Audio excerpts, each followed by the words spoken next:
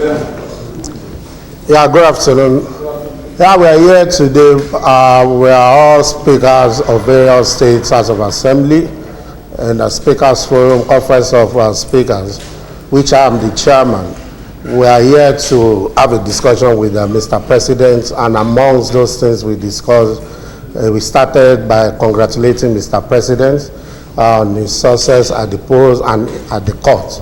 You know, nowadays election in Nigeria is in two folds. You know, you contest at the poll and then move to the next level, which is the courts. So you can't win one and lose one, you have to win both. So we congratulated him. And you will all recall the Constitution was amended during the last administration of Mr. President.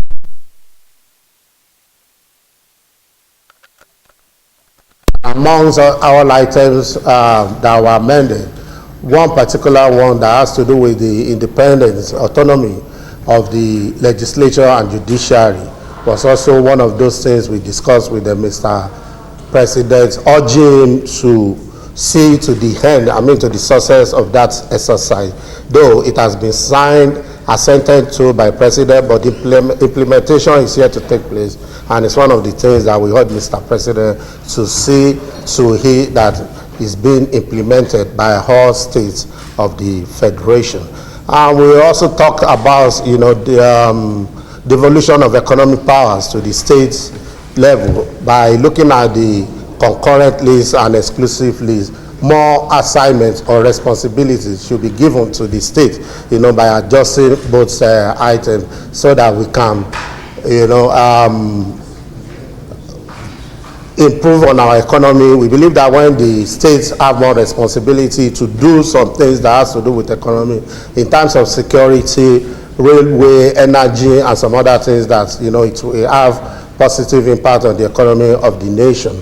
And we also talk about, you know, roads, the situation of the roads in Nigeria, education, health. We have National Hospital here in Abuja, and somebody from Bayelsa local government or somewhere in Abeokuta who needs attention, do we have to bring him to the Abuja National Hospital? So we talk that some of these things should be given to the state so that people will access more, you know, quality attention when it comes to health and education. These are the things we discussed with the President. So, Speaker, we would ask some few questions.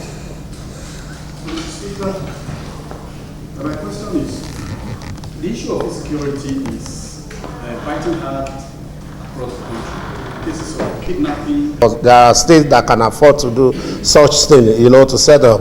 Like in Lagos, we have Neighborhood Watch, which, you know, we are only trying, you know, to test drive what would be if we have state police at the state level. So we are doing our best to make sure that some states have security, state police, which we believe will strongly help our national police, and that will reduce crime in all the states. John, you talked about the relation of independence and autonomy of the state legislature, which of course the President has signed before.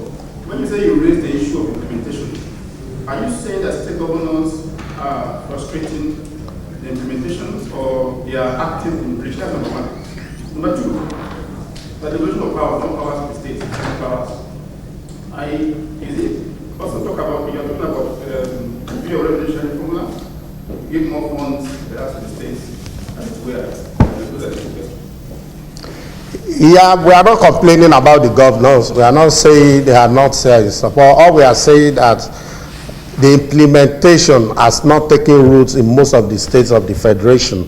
That's what we are saying, and we are urging the President to also assist in saying that thing to the end, since he has done his own bit, and doing assenting to a law is not enough, but seeing it to be active is very essential. And that was why we mentioned it, so that Mr. President can as well. In the same way, we are having discussion with the governors as well. And I can tell you, as I stand before you, that some states have started enjoying this thing. So we can't generalize that the governors are not in support. We just want, you know, the quick acceleration of the implementation. And you talk about the devolution of powers, economic power, what is it called to the state? We think, in our own wisdom, that if we give opportunity to some states, I think their contributions to the economic development of the nation will be positive, and it will have great impact, most especially on the area of employment and eradication of crime in our society. You know, when we engage our youths, I'm sure the level of crime will surely go down. Final question for Brad. Please. Good morning. My name is Ralia from Classic Paper. My question is joining the fight against anti-corruption drive of Mr. President. The Lagos State Assembly has been at loggerheads with the former state governor of Lagos State, Mr. Ambode. What's the stage of this debacle between the legislature and the past governor?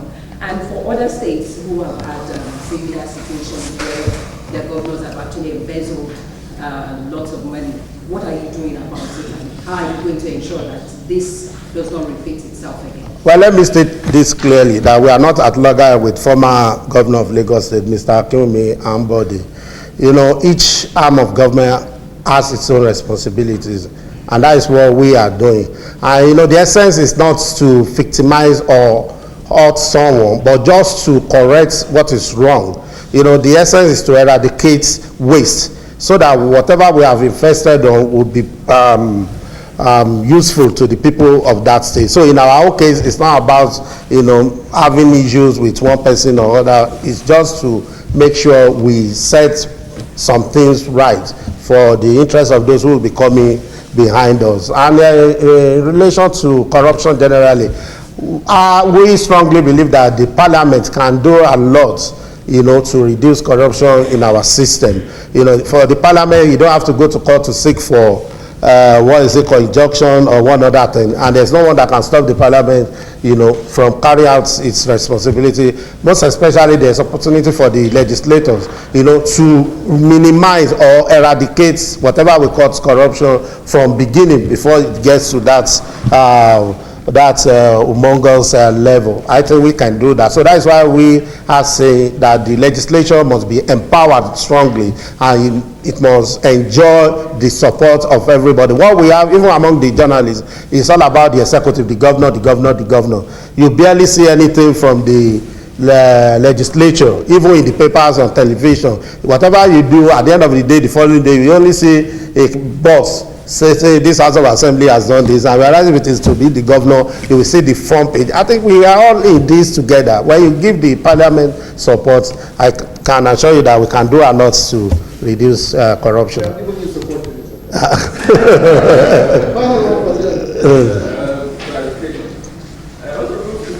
you talk about asking for the president to help in the legislature of autonomy, one is left a little confused. The president has given you the bill, he has given you the autonomy.